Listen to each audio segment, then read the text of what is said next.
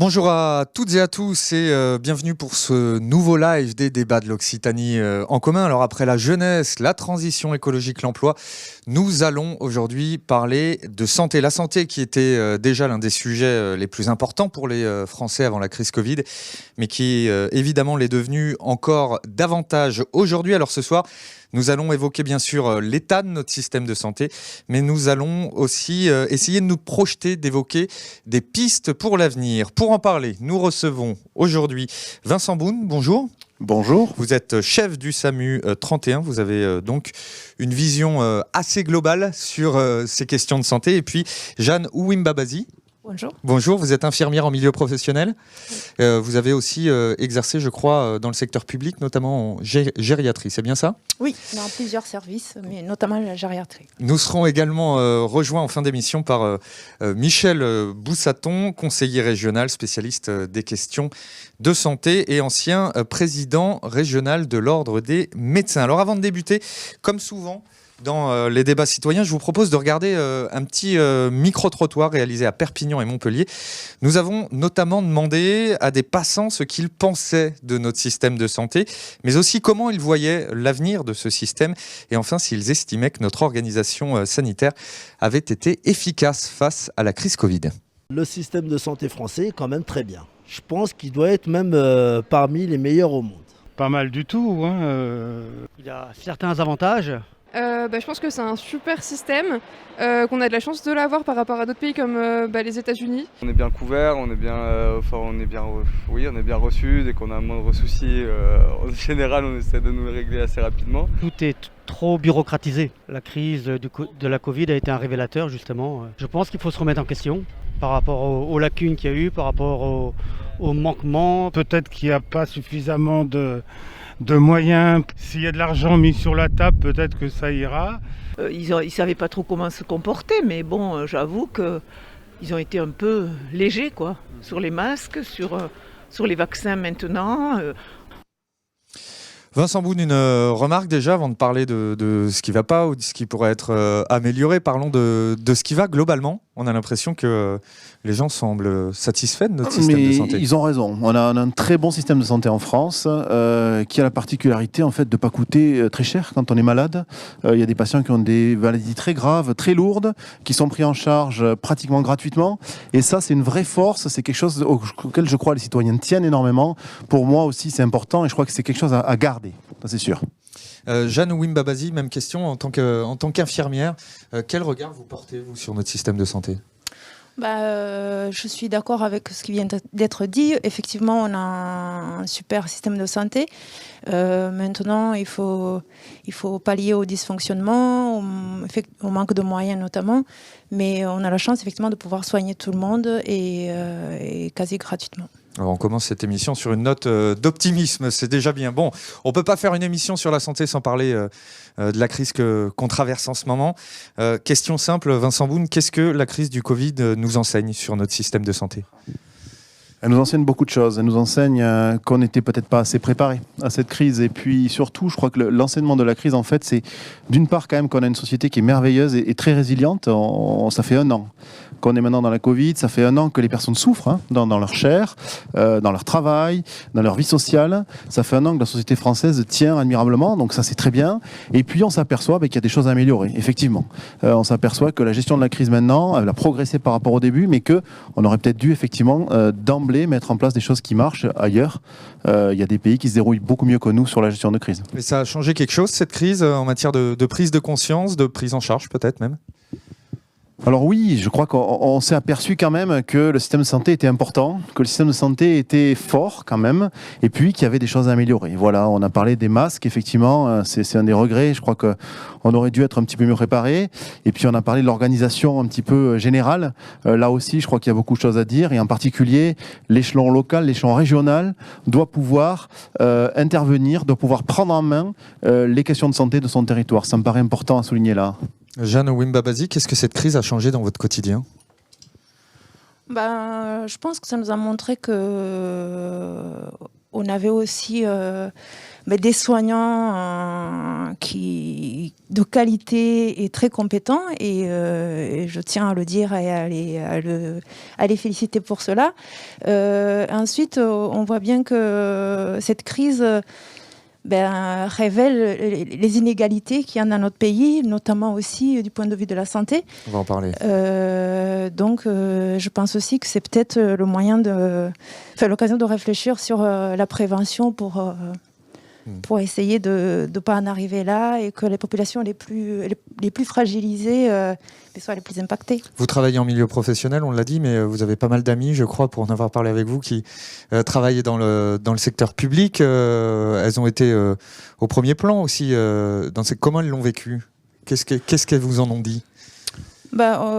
C'était très difficile, comme tout le monde le sait, mais aussi...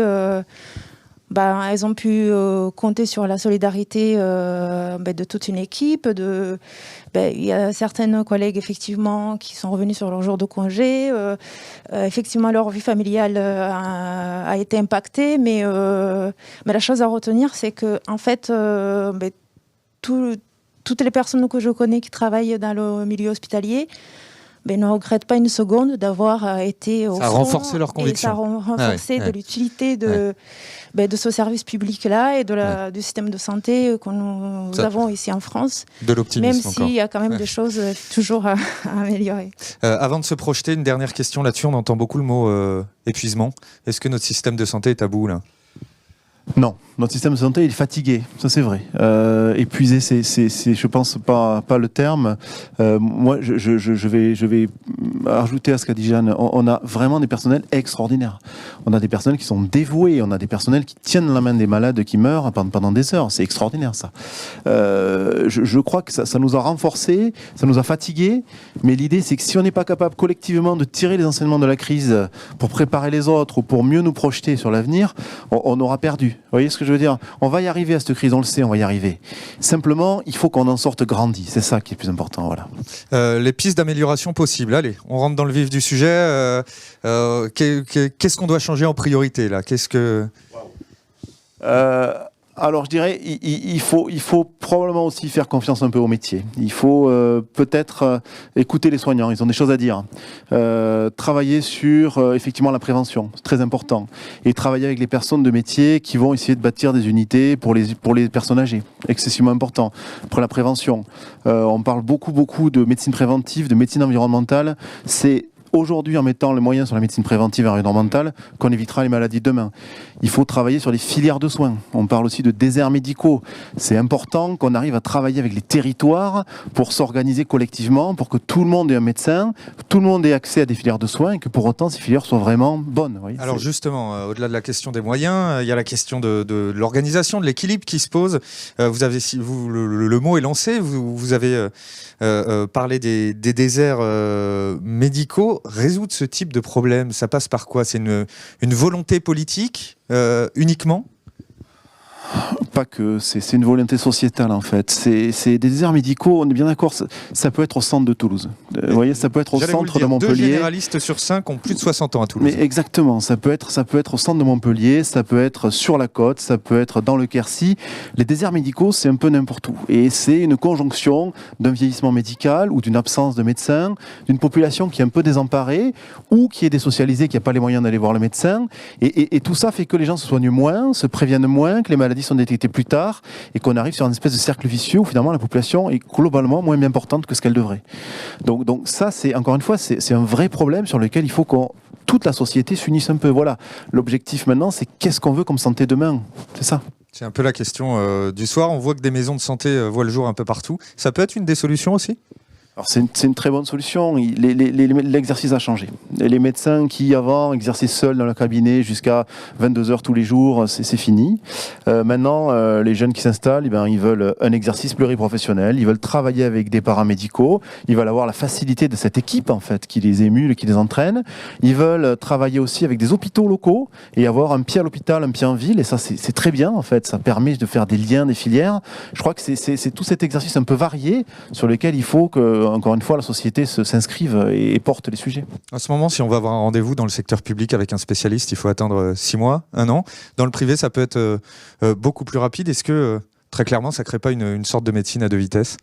Mais Il y a toujours une médecine à deux vitesses en fait. Il y a toujours ceux qui connaissent les médecins, les filières, ceux qui vont arriver parce qu'ils ont de l'argent, une voiture, etc. Et puis il y a ceux qui sont embêtés parce que voilà, ils ont pas les moyens, ils ont pas les réseaux, ils ont pas ce qu'il faut. Le SAMU, c'est vraiment ça. On est la première ou la dernière lumière allumée, si vous voulez. C'est ce qu'on voit. C'est des gens de peu qui sont embêtés. C'est des femmes avec des enfants qui sont seules, qui peuvent pas aller chez le docteur parce que les enfants sont petits et qu'il y en a 5 et que c'est compliqué. C'est des personnes âgées. Une mamie qui garde son mari qui a Alzheimer, c'est compliqué pour elle de se déplacer chez le docteur. Vous voyez ce que je veux dire? Donc tout ça, c'est un désert médical. Vous voyez ce que je veux dire? C'est des situations de détresse sanitaire à l'intérieur d'une ville. Vous voyez? On va pas se mentir, vous vous engagez politiquement aux côtés de Carole Delga. Est-ce que c'est le genre de combat aussi que vous voulez mener au niveau de la région? Et question annexe, est-ce qu'il faut donner plus de pouvoir aux régions là-dessus? Alors, c'est le genre de combat que je mène tous les jours. C'est mon engagement au service public, c'est ça. Et au SAMU, parce que justement, je trouve que c'est là où on a le plus de sens, en fait. C'est là où vraiment les gens ont besoin de nous. Et je trouve que c'est là où je suis le plus utile. Je dis pas que, bien sûr, tout le monde est utile dans le domaine de la santé. Ça, c'est important.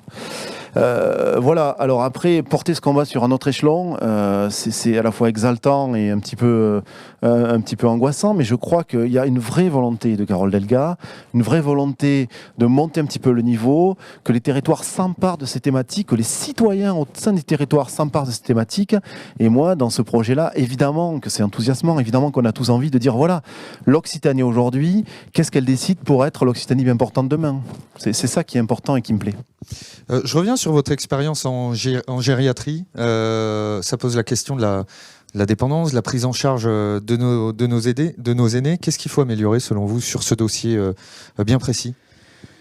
Alors, je pense qu'effectivement, à mon avis, la prévention, pour éviter que les personnes âgées retardent le plus possible l'entrée dans les institutions, que ce soit les maisons de retraite.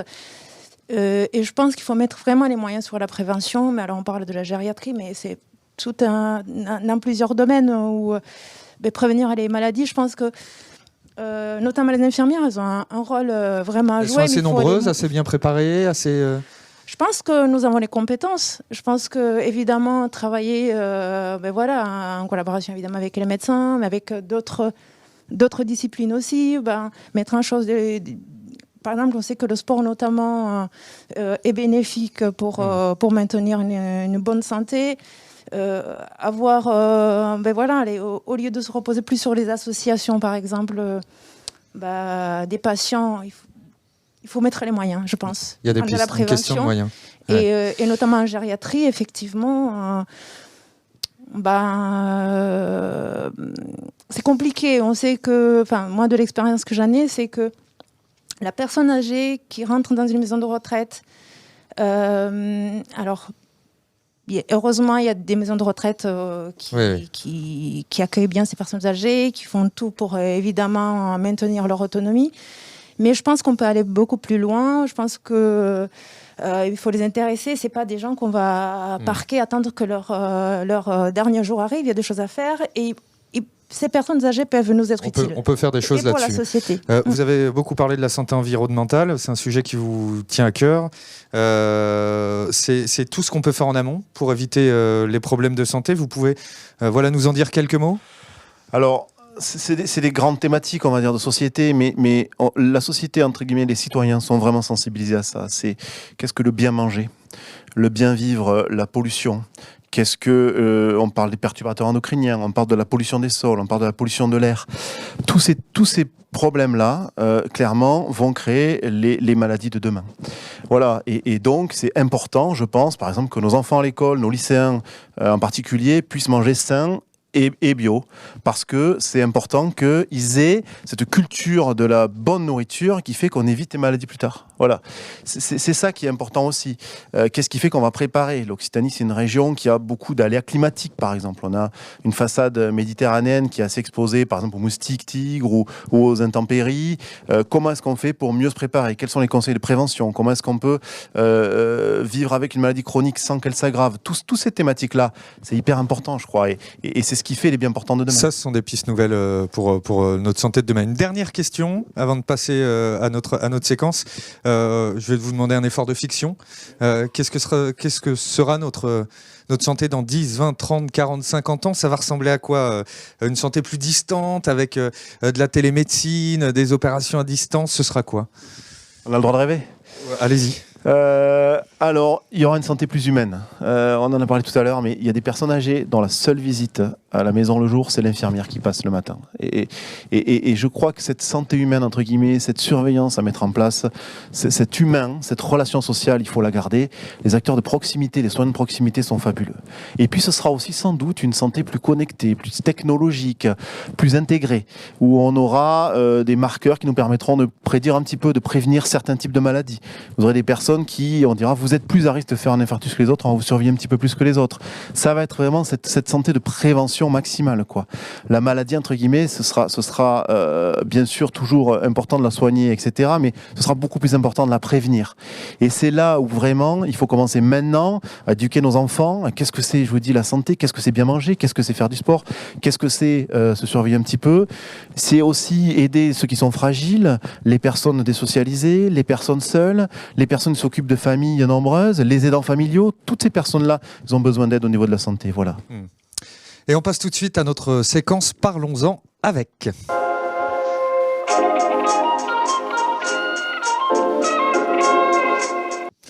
Et parlons-en avec Michel Boussaton. Bonjour. Bonjour. Conseiller régional spécialiste des questions de santé. Vous êtes aussi chirurgien et ancien président régional de l'Ordre des médecins. C'est bien ça? Tout à fait. Une petite réaction d'abord peut-être sur ce qui a été dit sur ce plateau. Vous partagez les opinions de nos deux invités? Oui, finalement, je me demande ce que je suis venu faire ici, puisqu'ils ont tout dit pratiquement. Ils ont tout dit avec une grande qualité. Je partage intégralement tout ce qui a été dit. Peut-être quand même, quand on parle de la qualité de la santé en France, oui, elle est très grande. Mais enfin, on voit que dans les classements, type classement de l'OMS, nous régressons régulièrement, ce qui doit nous conduire quand même à nous poser des questions. Est-ce qu'en matière de santé, les collectivités devraient avoir plus de compétences? Et si oui, qu'est-ce que ça changerait? Je crois que prendre les décisions au plus près des territoires serait quand même un grand avantage. Je crois qu'il est inadmissible, par exemple, que ce soit Paris qui décide du nombre de médecins qui doivent être formés en Occitanie. Que ce soit Paris qui décide en disant que c'est de la responsabilité des régions, mais finalement c'est Paris qui prend la décision du nombre d'infirmières que nous formons dans notre région Occitanie. Je crois que des décisions prises au plus près des territoires nous permettraient de mieux adapter l'offre de soins sur ces territoires. La santé s'est hissée au fil des ans en tête des préoccupations des Français. Vous êtes optimiste, vous, sur l'avenir de notre système de santé? Ouf, ça n'a pas l'air. Non, je crois que comme toutes ces questions, on ne peut pas répondre par oui ou par non. Je crois qu'en effet, tout le monde l'a bien souligné tout à l'heure, il y a un énorme effort à faire sur la prévention. La prévention, ça doit être le projet ce sera le mot de ce soir. Hein. Le projet de l'avenir, c'est vrai. Après, notre système de santé, oui, il n'y a pas de raison aujourd'hui qu'il se dégrade continuellement, à condition de former les professionnels de santé qui vont avec. Parce que imaginez qu'on peut faire de la santé sans professionnels de santé, c'est difficile. Il faut être dans un ministère à Paris pour croire ça. Comme c'est devenu une tradition dans cette émission, j'ai demandé à nos deux invités de préparer une petite question à vous poser. Janouim Babazi, je vous en prie. Oui, je crois que M. Boussaton vient d'y répondre. En fait, moi, je me posais la question sur les effectifs des infirmières dans les IFSI. Ça fait longtemps, moi, je suis diplômée depuis 2003. Et régulièrement, on dit qu'il y a une pénurie d'infirmières. Régulièrement, on rappelle les collègues qui sont en congé. On voit bien qu'il y a un réel problème depuis des années. Mais je crois qu'il vient de répondre le pourquoi on n'arrive pas à stabiliser un effectif infirmier qui est capable de supporter les besoins de l'hôpital ou des autres structures. Michel Boussaton. Le sujet est très simple. On a dit on confère les formations sanitaires et sociales aux régions. Ça en 2004. On a dit oui, mais il ne faut quand même pas tout leur laisser parce qu'il faut quand même être méfiant. Donc, nous faisons tous les 5 ans un schéma des formations sanitaires et sociales. Chaque année, pour les formations à quota, nous proposons un nombre de formations Il faut passer ensuite par l'ARS, qui répond oui ou qui répond non. Mais même quand l'ARS a répondu oui, ce qui est déjà bien, il faut ensuite que le ministère donne son accord. Alors, je vais donner un exemple. Nous avions demandé, Carole Delga avait demandé 4 places supplémentaires à l'Institut de formation en masso-kinésithérapie de Rodez. L'ARS a dit « très bonne idée ». Elle a dit oui. Et l'État a dit non. Et donc, nous n'avons pas pu former ces 4 personnes. Ça prouve bien qu'il y a une absurdité dans ce système. Comment quelqu'un dans un ministère à Paris peut savoir de combien de kinés on a besoin sur notre territoire? C'est absurde. Vincent Boone, votre question. Alors Michel, je vais poser une question gentille, promis, parce que j'ai beaucoup d'admiration et de respect pour Michel. On s'est beaucoup vu quand même, on s'est beaucoup vu sur le terrain pendant ces années, on s'est beaucoup vu avec Carole Delga, parce que c'est vraiment, je pense, une personne de terrain, moi, que j'ai beaucoup croisé. Et vous avez notamment beaucoup fait pour la crise du Covid. J'ai vu acheter des masques, lancer des centres de dépistage, de vaccination, etc. Est-ce que tu as un regret sur ces années, on va dire, et plus généralement sur ces dernières années? Est-ce qu'il y a quelque chose que tu aurais aimé faire, quelque chose que tu veux laisser, on va dire, en disant, allez, investissez les gars, allez-y? À mon regret, tu sais, ça aura toujours été le même. C'est un combat que j'ai essayé de mener pendant toute une partie de ma carrière, en tout cas pas professionnelle, mais extra-professionnelle, qui est le combat de l'offre de soins. L'offre de soins, ça nécessite d'avoir des professionnels de santé, et je me suis battu contre ce numerus clausus des médecins, qui est une absurdité, qui nous conduit où on en est aujourd'hui. Et le combat actuel, c'est le combat de l'offre de soins sur les territoires. Il n'est pas normal que dans certaines zones, des patients puissent avoir des difficultés pour accéder à un professionnel de santé, à un système de soins. Alors ça, je pense que ce sera le combat des années à venir pour ceux qui seront élus. Je regrette de ne pas avoir réussi, même si on a fait beaucoup de choses. On en parlait tout à l'heure, on a créé des maisons de santé, en tout cas on y a participé, on s'est beaucoup investi sur les centres de santé, on s'est quand même beaucoup investi sur les formations sanitaires et sociales, en tout cas celles sur lesquelles on avait pouvoir de créer des places, celles qui ne sont pas à quota. Donc on a fait beaucoup de choses, mais cela ne nous a pas permis clairement d'inverser aujourd'hui la tendance dès l'instant où nous n'avions pas la totalité du pouvoir. C'est ainsi que s'achève ce live. Merci à toutes et à tous de l'avoir suivi. Merci Michel Boussaton, merci Vincent Boone et merci Jeanne Wimbabazi d'avoir participé.